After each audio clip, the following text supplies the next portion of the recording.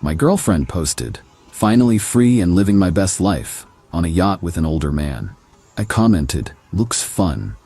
Then I sent the man's wife the location from her Instagram posts. Her daily live cam was suddenly turned off. I, 32 male, Nathan, am a pretty simple guy.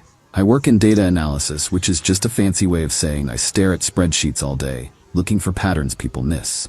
It's not thrilling, but it pays the bills and allows me to indulge in my hobbies. One of those hobbies, until recently, was my girlfriend, Kelly, 28. We'd been together for 3 years. I thought things were serious. We were talking about moving in together, maybe even getting a dog. The usual stuff. Then, last Tuesday, my world kind of tilted on its axis. I was scrolling through Instagram, procrastinating on a report, when a new post from Kelly popped up. The picture was stunning. A wide-angle shot of her on the deck of a very expensive-looking yacht, champagne flute in hand, laughing at something off camera. The sun was setting over a sparkling blue sea. The caption read, "Finally free and living my best life. Yacht life, blessed, new beginnings." For a second, I was just confused. Kelly was supposed to be on a wellness retreat with her college friends. No phone policy, she'd said. A chance to disconnect and find her center. She'd been stressed at her marketing job and I'd encouraged her to go. I even paid for half of it as an early birthday present. My thumb hovered over the picture. New beginnings? That sounded final. I clicked on her tagged location. It was a live tag, updating in real time. The yacht was moored just off a small, exclusive island a few hundred miles down the coast. Definitely not the rustic yoga retreat she'd described. Then I saw the other person in the photo, tagged, a man named Peter Thorne, 50s M. I didn't recognize him. His profile was public. Lots of pictures of him on golf courses, at charity galas, and on the same yacht. He was what my grandma would call comfortably off. He was also very, very married.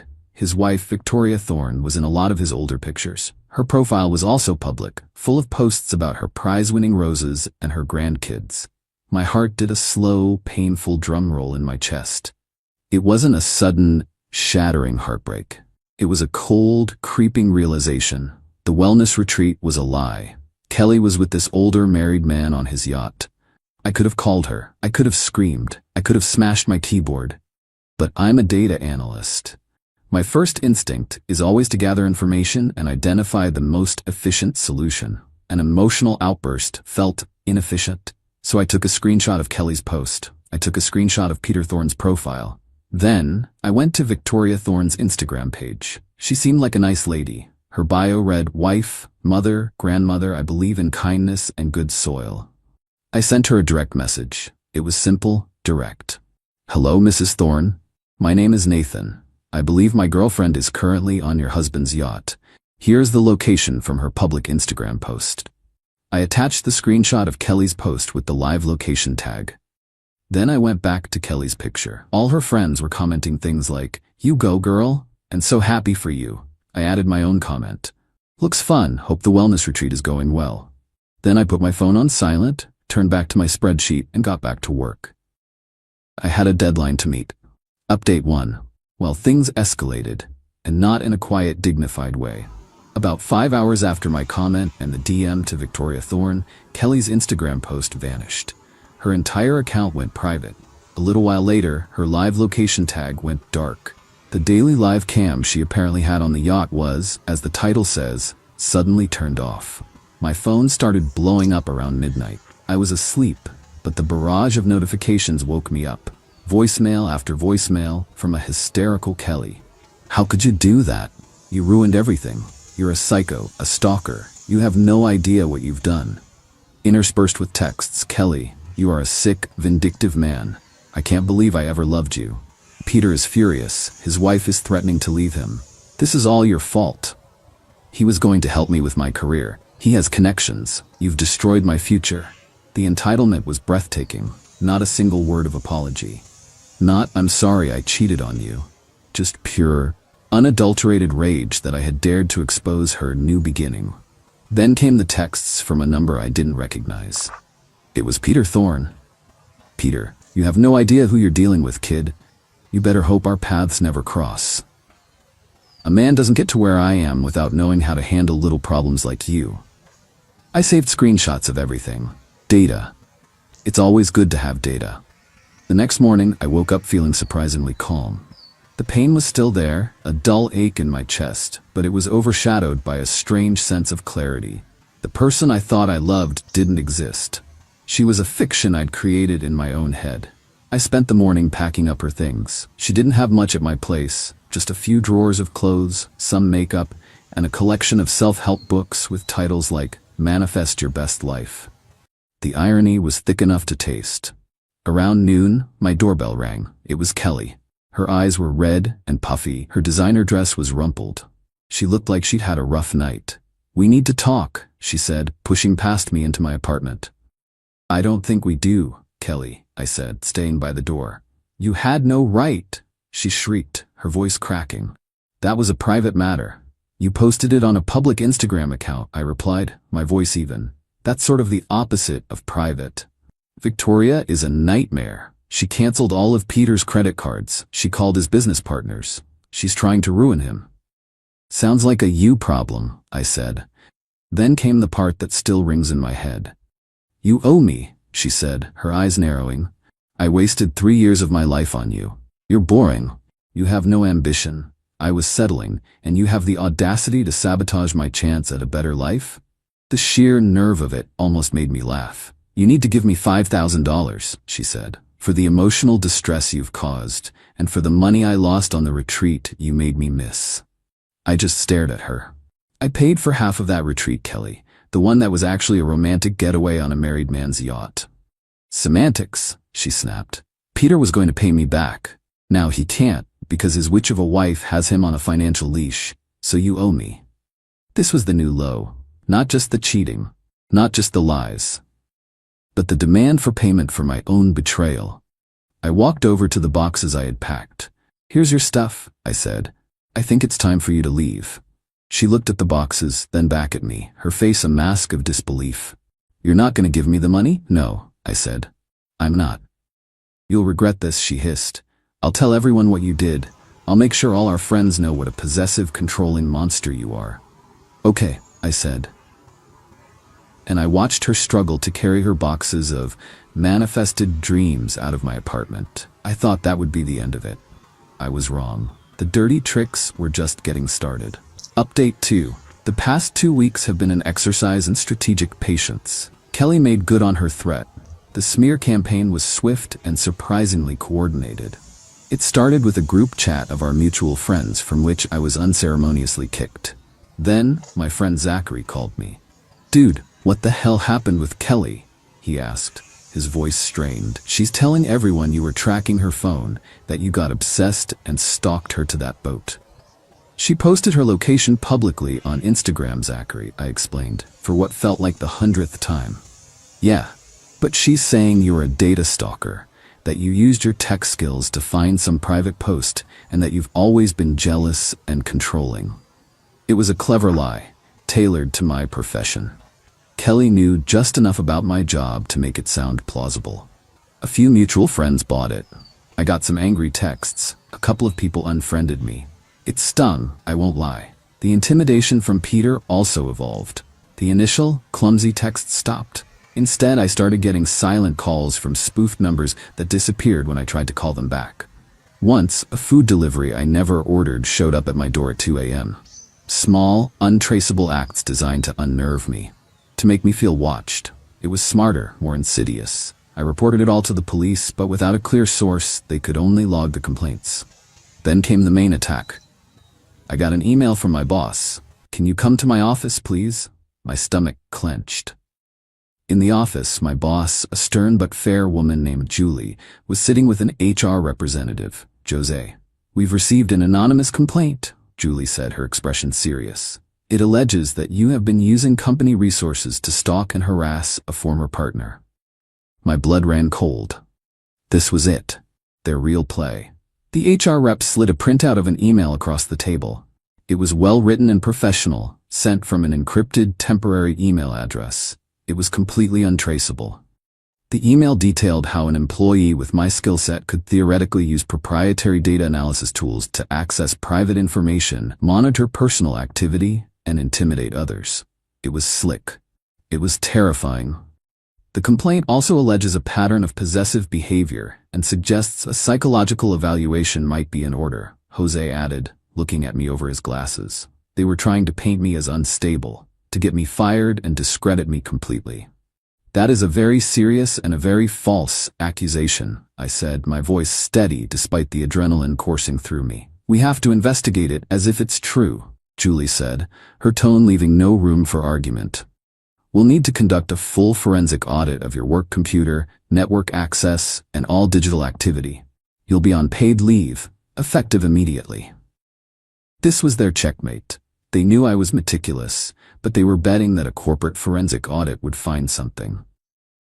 Nobody is 100% perfect. I spent the next 3 days in a state of controlled panic. I replayed every single day at that office in my head. Had I ever used the company Wi-Fi on my personal phone to check Facebook? Had I ever printed a non-work document? I remembered printing a boarding pass for a work trip last year, but on the same batch was a concert ticket for myself. It was a minor, silly thing, but my stomach twisted at the thought of it being twisted into something sinister. It was a crack in my otherwise perfect armor. I went back and forth between rage and despair. For a brief, dark moment, I thought about just quitting. Let them win. The thought of them picking through my digital life felt like a violation. But then the analyst in me took over. Emotion was inefficient. I needed data. I couldn't access my work computer, but I could access the complaint itself. Julie had let me take a photo of it. I sat at my kitchen table and read it over and over. The language was precise, full of corporate jargon. And that's when I saw it. A tiny mistake. In a paragraph describing hypothetical ways I could misuse data, the author wrote, for example, an employee could cross-reference public social data with our Project Nightingale client database to create a detailed personality profile. Project Nightingale. My heart hammered against my ribs. Project Nightingale was not a project at my company. I had never heard of it. It sounded like a code name for something sensitive. On a hunch, I did some digging. It took hours of sifting through business news archives and press releases. And then I found it. A single mention in an obscure trade publication from 2 years ago. Thorn Industries had announced a new data initiative for its top-tier clients. The internal codename was Project Nightingale. Peter wasn't just arrogant. He was a creature of habit. In his attempt to sound authentic and knowledgeable, he had used the internal jargon of his own company. He had signed his anonymous confession. When Julie called me back into the office, the forensic report was on the table. As I feared, they'd found the concert ticket. Jose, the HR rep, pointed to it gravely. Before he could speak, I put my own printout on the table. It was the screenshot of the complaint, with Project Nightingale highlighted. Next to it, I placed the printout from the trade journal. The complaint is false, I said to Julie, and I know who sent it. The author mentions a Project Nightingale. My company has no such project, but Thorn Industries does. It's their high-level client data initiative. The CEO of Thorn Industries is a man named Peter Thorn. I then laid out my phone, showing them the screenshots of Peter's initial threatening texts, the police report numbers for the harassment, and the credit card fraud report. This isn't an anonymous complaint from a concerned citizen, I said, my voice shaking with restrained anger.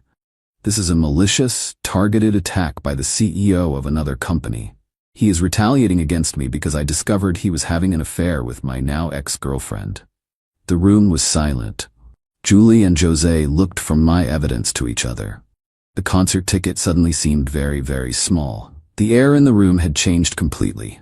They weren't investigating an employee anymore. They were looking at an attack on their company. Final update. The fallout was not a sudden explosion, but a series of controlled demolitions. My company's legal department did not file a massive headline-grabbing lawsuit. That's not how these things usually work. Their approach was far more quiet and far more lethal. They drafted a detailed, multi-page cease and desist letter. It was a work of art. It was addressed directly to the board of directors at Thorn Industries, with a copy sent to Peter Thorn. It laid out, in excruciating detail, the timeline of events. It included the harassment, the fraudulent credit card charge, and the full analysis of the anonymous complaint, complete with the Project Nightingale smoking gun.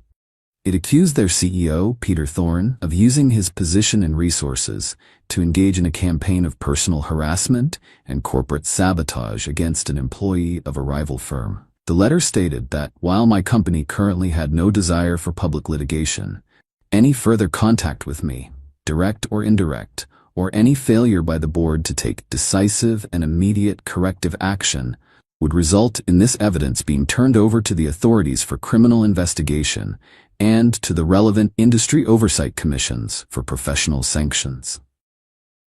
A CEO using company-specific knowledge to try and get an ordinary citizen fired is not just bad PR, it's a monumental breach of ethics and fiduciary duty. It's the kind of liability that makes a board of directors break out in a cold sweat. Peter Thorne was not publicly fired. 2 weeks later, a sterile press release announced he was stepping down to pursue other opportunities and to spend more time with his family. It was a classic corporate execution.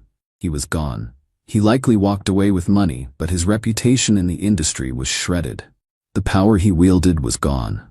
Victoria Thorne, the woman with the roses, handled her own business. The divorce filing was swift. With the evidence of his affair and his clearly vindictive behavior, her lawyers had all the leverage they needed. His other opportunities will likely involve funding a very, very comfortable life for her. I saw a post on her Instagram last week. A picture of her grandkids, playing on the deck of that same yacht.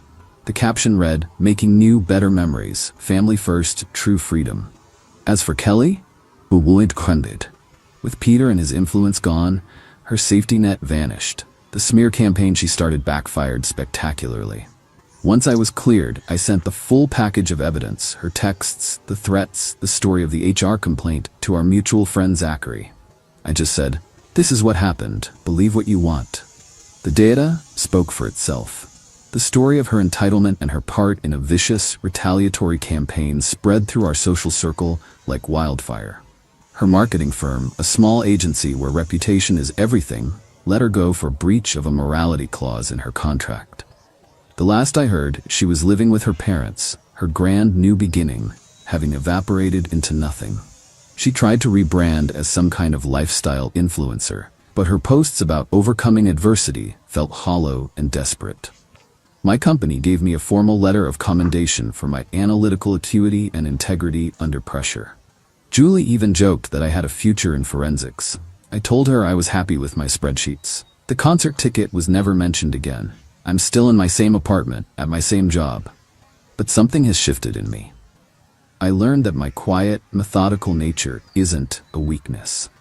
It's my strength. In a world of loud, emotional outbursts, the person who stays calm, gathers the data, and finds the single critical flaw in the narrative is the one who holds the real power. Last night, I was on a dating app. I saw Kelly's profile. Same picture on the yacht. A monument to her own downfall. I swiped left, and for the first time in a month, I felt the air in my lungs feel truly light. I didn't feel joy or victory or even satisfaction. I just felt quiet. And I realized that's what I wanted all along. The drama was over, the data had been analyzed, the case was closed.